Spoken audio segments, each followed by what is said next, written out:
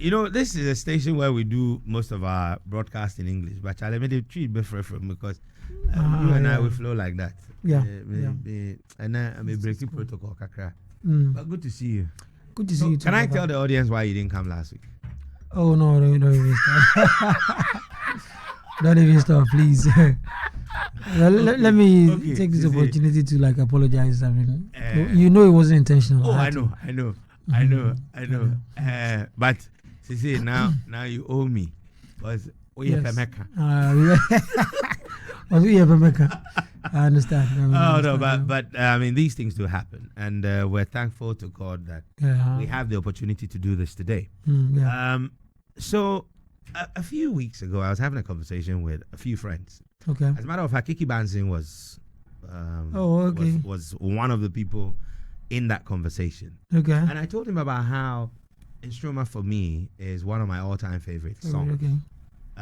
But if it was an Akwboah, it's my all-time Akwboah. Okay. And if it was Becca, That's it's my all-time Becca Okay. song. And that there's a certain simplicity to the song that makes it wonderful. Okay. What was the inspiration for putting it? Because you wrote this. Yes, I did. You know, when you're coming up and then you're kind of hungry for success, you sit down, and then you write beautiful songs.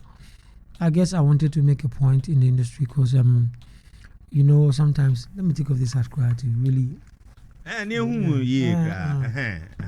Yes.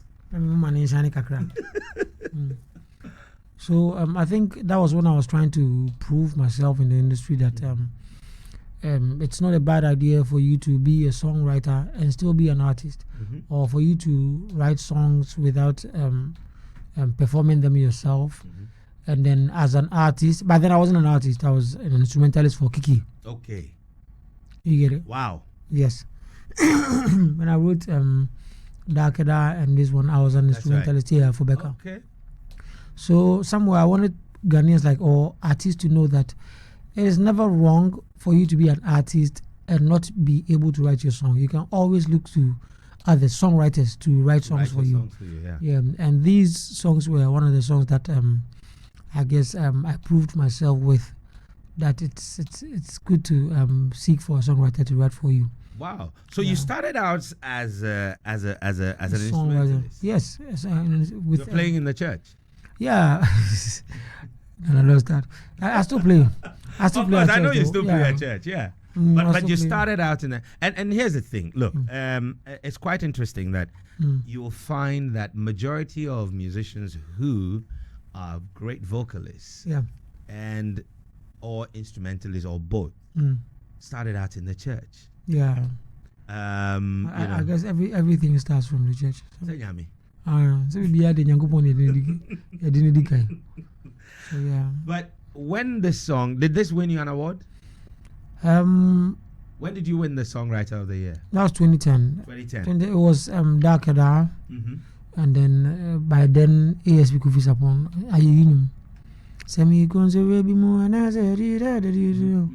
yeah, so those songs I think came out 2009 and then 2010. Okay. We won an award for being the Songwriter of the Year. At that time, had the Akwboah concept hit you? Were you Akwboah at the time? Had you started your journey as an artist? As an artist? Yeah. No, I was still an instrumentalist. I don't know if you remember 2010, I had dyed my hair. Yeah. I came for the award and then everybody was like, but then I was still an instrumentalist playing for Becca. Wow. But I was trying to come up as an artist. It was a brilliant thing because I'm not sure the song itself. Did the song itself win anything that year? No, it didn't. But the songwriter, of the won. Yes, exactly. You know, and at that point, I mean, how did you feel going back to let's call it, going back to the studio or going back to say, okay, Charlie, we for work. Yeah. But you are now an award-winning songwriter and still an instrumentalist for an artist.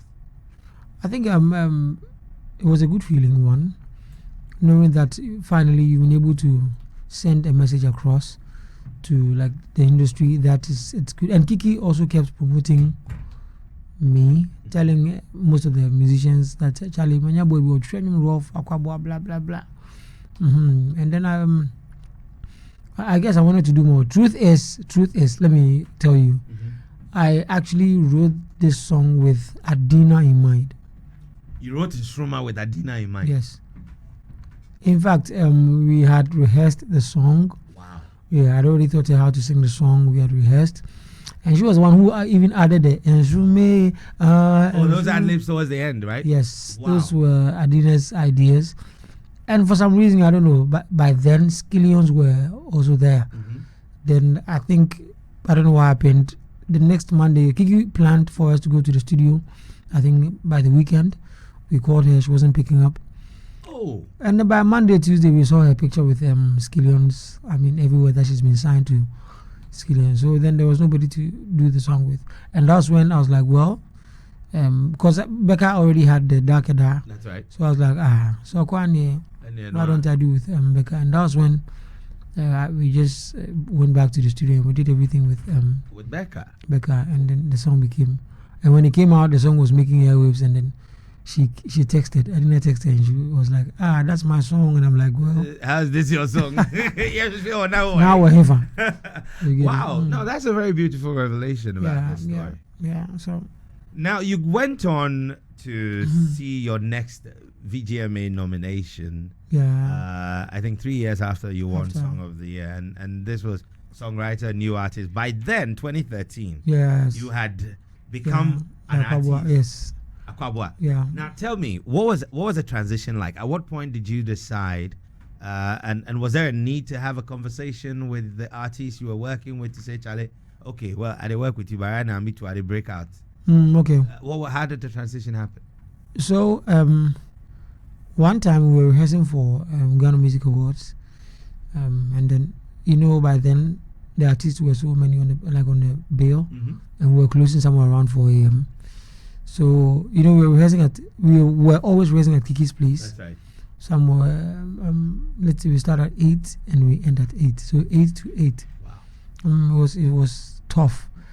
And then one artist came for rehearsal. When they came, Charlie, the perfume wasn't small. Like the women who were following them and everything. I was like, Charlie, you were bad though. You get my point. And then we were playing one of their songs, and then there was this snare drum somewhere in the song. And then for some reason, he didn't even know the snare drum's name. He was like, boss, Pacho, yeah, but che. So I was by the keyboard and I was like, perfume you don't know. You don't know snare drum's name, and you're huge as that. Wow. And looking at the vocals and everything, I was like, Charlie, guy, so I had that at the back of my brains. And then we went for the main event. We got there around 7 a.m. Because they would do sound checks and stuff. Yeah. Set up, do sound check throughout the day. No, I think we went there on Friday evening. Okay. And then we rehearsed and this stuff to like 4 a.m. And then we went back home. And then we came back at 7 or 8. Do your final sound check. Final sound check, yes. When we came back, we were hungry. But then Charlie's could be any baby to even go and buy food at Osu. It was conference center in Osu, yeah. So we were there hungry till 4 p.m. That's when we got food. By 7, 8, I entered the cubicles. They had this cubicle for the artists and stuff. I entered there, and then those same people, see, Charlie, the champagne and everything, like the ice, the drinks and everything that's prepared for them. I was like, I've been here since morning. Coconut crab in me. Like that. I was like, oh, I see. Then it dawned on me. I was like, no, I think maybe I need to be very careful. It's a red room, from studio to red room. And that was when I decided that no, you know what? Once I'm done with this VGMA, I didn't want to be an instrumentalist. When you are coming back next time, it has to be yes. Wow. So that's when everything started. So I literally went home, stopped playing the band for like a year. It's not like when I was going home there was any money like I had saved to go and spend for a year or anything. That was a quantum leap. I just left and I found somebody to replace me, and then I went home. It took a year, yeah, and then I appeared to squad one time for Vodafone Icons. That was when I started making some small money, and I shot my first video, which is I Do Love You. And then, fortunately for me, I Do Love You became a good one. And that's when everything started. Yeah. Wow. Now, this is a brilliant story. I mean, we're going to pay some bills in a moment, but the song you're talking about, I Do Love You. Yes. Why is it that your songs seem to have a theme of love? Where did that come from? Is it influenced from your father? What can we... Your father also did quite a lot of love songs. Yeah. But the thing is, what can we normally or actually do without love? Everything we do in this world is all about love. We can't kid ourselves and say we can do anything without love. So basically, I think it's when I pick up a pen and a paper to write, love comes into mind. Others sing about, excuse me to say, weed, drinks, let's party and blah blah blah. That's them. And anytime you listen to their songs, it's all about partying and something they sit on, they do blah blah blah. I mean, I guess when they pick up a pen to write, that's what comes into mind. So with mine, Charlie, already I won't mean sign be and your dome. For God so loved the world. So basically, I love to write about love because I think I love putting relationships together instead of breaking them. Well, your song Nsroma, which is my favorite, happens to be a friend's wedding song. Oh wow! I see. Maybe I should use it too. But I mean, like I said, every time I think you should. Every time I listen to it, I want to fall in love again. But this is the song, right? I Do Love You. You wrote this? Yes. And arranged it? Yes. And played it, everything? Everything, yes. And then, I had some friends to play. Once I'm done arranging them, I send to some friends. Then we can play live. So how did you learn to do all of these things? With the keyboards, it was in Kumasi. And then I had the chance to play for some bands, like some Israelites. And those guys wouldn't give me some chance to even breathe. Because Daddy was a keyboardist, and then they were like, "Oh, Papa, So I had the opportunity to learn different kind of songs, from the high lives, the choirs, the amponsens and everything, and then moved to the funks and everything. Even before I came to Accra, and I came to play with Filianyantechi. By then, them Joyful Saints. Yes. I had a chance to play with Amanteba. I mean, it's been bands after bands, so it opened my eyes to different kind of songs and styles. When you started, before that day and that window into the VGMA, okay, I mean, was it a dream to progress from being an instrumentalist and one day be a vocalist and yes, be an all-round musician? Yes. So the idea was to eventually be an artist, a musician. But then I didn't even know I could write songs. Yeah, because if you ask Kiki, I actually wanted to sell Dakada. I wanted to sell for 1,000 CDs or something. Because I needed money, Charlie. And then I sent it to Kiki, and Kiki listened, and he was like, "Unim dia ono." Mentor. I'd rather promote and tell people that you did this. And that will bring or generate more money for you. Wow. But at the back of my mind, I knew I wanted to be an artist. But I didn't know that was the channel I was going to go through, me writing songs for people. I thought I was just going to be the artist to write my songs and then probably sing them, and things turned out to be different. I see. It's often said that high life is dying.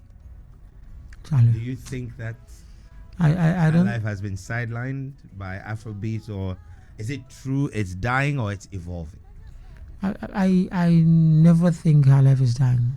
I don't think it is, because now if you go to Jamaica and you ask them what kind of songs they do, let's say they will say dancehall and stuff. America, they have R&B and stuff. You get it? When you come to Ghana, what do we have? Anything anybody is doing aside high life is just trying to probably do maybe what they listen to. But the bottom line is, no matter where we go, we are still going to come back to high life. It can never die and it will never fade. What you could fufu, but it's never like the fufu I do in Ghana. You know that thing? You travel and then you want to eat stuff. Charlie fufu or some wachi or some jollof. You're like, Charlie, I just fear the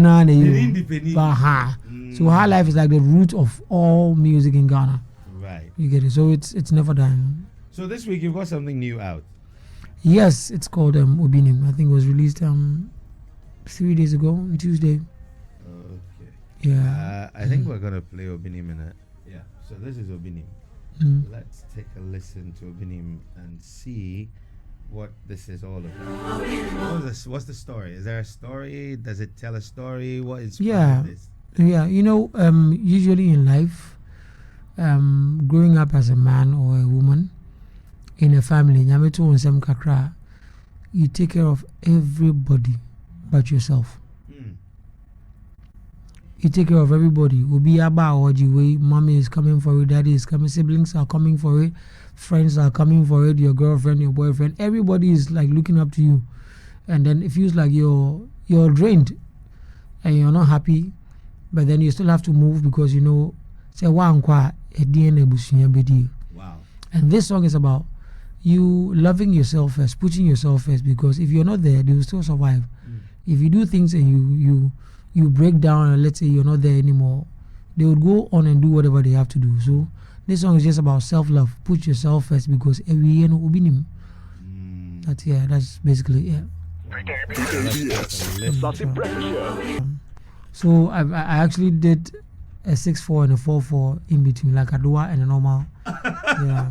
What inspired that? I mean, why did you go for that? This is me trying to always stand out, not go with everybody. Because at the end of the day, I always say this: 50 years from now, market anything everybody is doing. I'm not sure the musicians themselves would love to listen to what they're doing 50 years from now, because basically it's just, I beg to say, it feels like everybody is trying to make it like do a song like and nobody cares about it's the too tomorrow. Commercial, so the art exactly is missing. So this is me trying to stand out or create something very different. But almost every song of mine. Yeah. I have to confess to the whole world. I knew this was coming out, but I haven't listened to it until now. Oh, okay. And so my first reaction as you saw it is raw. Yeah. And what did I say? Okay, so you said one, the song is beautiful. What you hear is Akwboah, and then you feel I need to do a remix. Yeah, with someone. And then you mentioned Manifest. Yes. So I'll think through. I think it would be dope. I mean, I see him on it too. I can see you see Manifest on this. Yeah. When you said a rapper who is deep. Yeah. Yeah, I think it was him and then LJ, Lyrical Joe. Yes. Yeah, the two of them. This is really good music. I mean, so what comes to you first? Is it a theme or a like instrumentation comes to you? How did you do this one? Okay, so this one I started with instrumentation. Okay. Yeah, I started with instrumentation, and then I had to listen to the instrumentation enough to know the message to give, because sometimes the message doesn't come to you early. So what you, as an artist, you have to do is follow the music where it goes. You don't change it, because let's say you want to do a love song, all you're thinking about is a love, no. And this song came to me. I actually went to the States recently, had an event, and whilst I was like at home, in the States doing nothing, that was when everything started unfolding. I had this beat for like 3 weeks before time, and when I went to the States, performing we are the only baby and then I started playing the beats, and then the song started coming. So I just decided to follow it to where it goes, and this is where it brought me about life here. Nah, this is so beautiful.